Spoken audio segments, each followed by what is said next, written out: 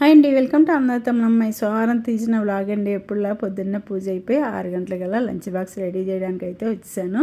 కత్తిపీటతో నుంచుని ఎలాగో వస్తున్నారక్క అని చెప్పి అడుగుతున్నారు. కత్తిపీటకి వెనకాల చిన్న చెక్కలా ఉంటుంది. దాన్ని కౌంటర్ టాప్ కానించి నుంచుని కోసేస్తానండి. నాకు నుంచుని కోస్తే త్వరగా అయిపోయినట్టు ఉంటుంది. డాక్టర్ ఎక్కువసేపు నుంచోవద్దని చెప్పినా ఇంకా తప్పట్లేదండి. నుంచుంటేనే త్వరగా పని అయినట్టు ఉంటుందని నుంచుని గబగబా కోస్తూ వంట చేసేస్తాను.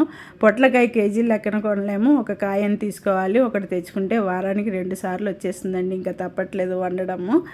మా ఇంట్లో పొట్లకాయ శనగపప్పు కలిపి వండితే ఇష్టము. చపాతీకి రైస్కి కూడా బాగుంటుంది. అలాగే ఈరోజు చేసి నా కోసం ఆనమకాయ పెసరపప్పు వండుకున్నాను.